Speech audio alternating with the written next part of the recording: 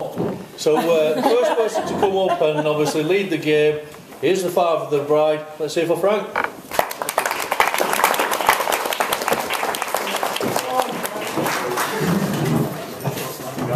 There's a tradition that the father of the bride pays for the wedding. I'd just like to point out that I am the stepfather. I'm Frank, I'm Francis to some people here. Emma has a lot to do with me becoming Frank, if you know what I mean. On behalf of the family, though, I just want to say how pleased we are to have gained some new relatives today, how pleased we are for the couple, and to formally welcome everybody here, although I know Emma and Dave, it was their vision, they chose this place. But just to say, as a family, how happy we are with today's event. What can I say about Emma? Not too much. This is an R moment, so if we just that Emma was a very pretty little girl.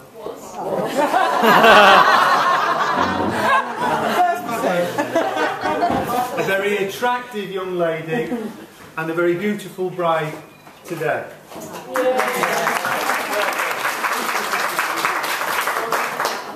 And like all pretty little girls, she liked the colour pink, and I'm looking around, I can see a lot of pink today. Everything had to be pink, so I'm told. Now, I know a lot of little girls like everything to be pink, and here comes the R moment in a minute. For Emma, it wasn't just pink clothes, pink room, pink hair even. Emma wanted concepts to be pink. Emma wanted measurements of time to be pink. And Susan remembers saying to Emma, "Good night, see you in the morning," and Emma saying, "See you in the pink morning."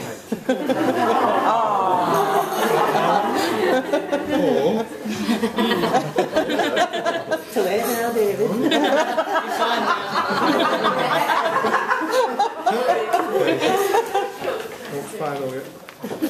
Emma came into my life when she was 14. But everything that I've heard, everything that all the pictures I've seen, all the stories I've heard, some of them several times, tally with the young woman that I've come to know and love over the last 16 years. I'm overjoyed today. They say, when I was chatting with Susan, Emma's mother, and James, Emma's brother, and Yvonne, Emma's grandmother, there are lots of stories coming out, and they all kind of fitted. Emma is a very determined young woman with a fierce, independent streak.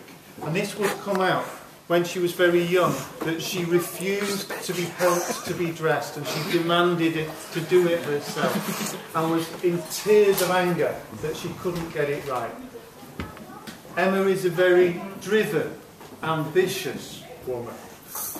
And as a little girl, James was telling me, she had to climb the top, literally.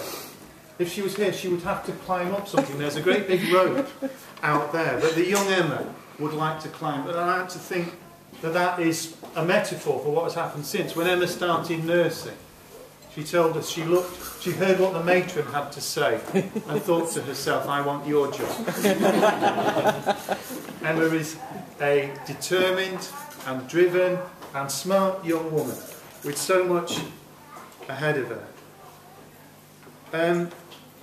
We know that Emma has known some dark and difficult times in her life, and today has very many wonderful meanings, but one of those meanings is that today is a victory for her spirit and her courage and her resilience and her optimism, because you've got so much ahead of you now, and it means nothing and no one can take away your ability to dream of a better tomorrow. And look at you, your better tomorrow is here today.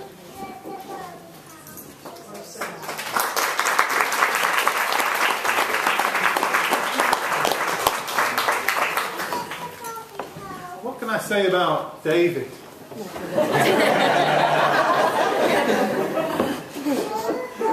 It's ironic, really, that in 1990 I moved to Darton in South Yorkshire from Greater Manchester, and I started watching Barnsley FC, and I lived in the area for the next 4 years, moving around, continuing to watch the Tykes.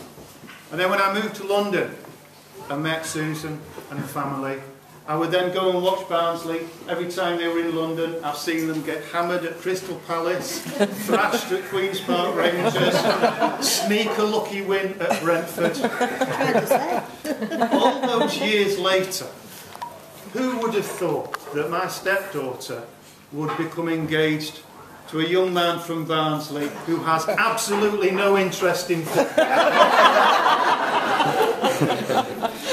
Apart from this rather major and obvious failing of character and masculinity,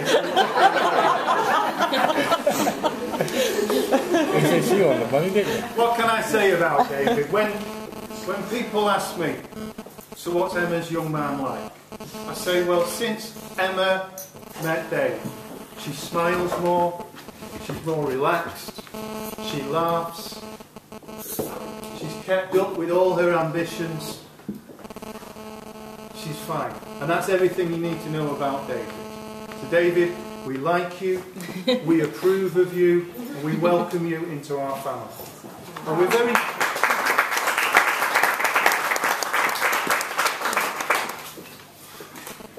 we're very pleased also that Dave is someone who has dreams for himself. And I do feel that is so important. In many respects, he fits right in with our family tradition, because throughout our family there are so many of us, myself included, who didn't do ourselves justice when we left school at that point in our life. But as we have gone through life, so many members of our family have gone to college late, have changed careers late, have changed positions, have started new interests and made new families and had new beginnings late in life. It's never too late, and no one can take away your ability to dream a better future for yourself. And so Dave is going to fit right in. I'm so pleased that he has dreams, that Emma has dreams, and that marriage is not the end of the dreams that you have for yourself. It's the launch pad to spur those dreams on. Emma wanted me to say something about step families, about making new families. I'm not sure what I can say, because in the short time they've been together, it's pretty clear to me that Dave's cracked it. Dave's a big hit with the kids. The new family has already been created. It's just that today we formally celebrate that. So I don't feel that I have any special wisdom or advice to pass on about being a step-parent, except for one thing. Parents cock things up. Step-parents cock things up. Foster parents cock things up. Guardians, teachers, anyone who cares for children makes mistakes, makes a mess of things. But unfortunately, step-parents can fall into the trap of saying, if only. If I wasn't just a step-parent, I wouldn't have made that mistake.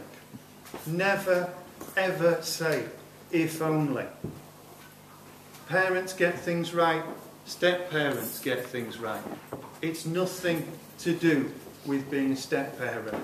Your wife, your children, your stepchildren, they are all individuals. We can't control them, we can't own them, we can't take possession of them.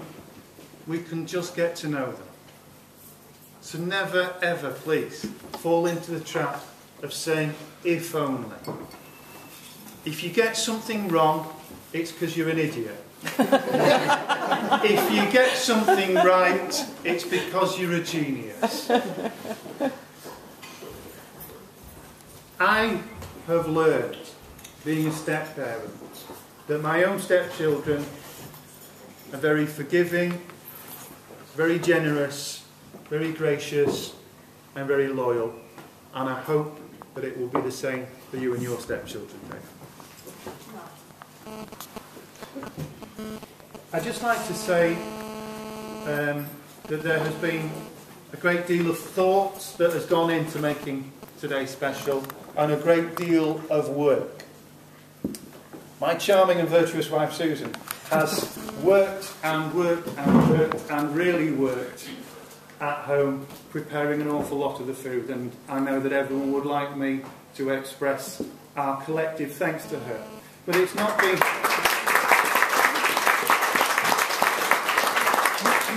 But as far as our family contribution to the food has been, it's not been just Susan, I can tell you. I have worn myself out watching James and Yvonne helping. And I made the bean salad, which I noticed there's quite a lot of left. Strange, isn't it? Emma obviously is from London, Dave's from Barnsley. And this isn't quite neutral territory, is it? It's not really in the middle, but it's about as far south as you can go without the countryside becoming drab and pointless. So let me welcome everyone from Yorkshire to Derbyshire and everyone from London to Derbyshire. I'd like to offer a toast, so please have your drink ready. Get rid of yours. Get out of mine. To Emma and David, I hope that your marriage is happy, that you are happy with each other, that your home is happy, and that you will inspire and encourage and live your dreams together. So I ask you, do we stand at this point? I don't know. No, we just we raise our hand. Happy couple! The happy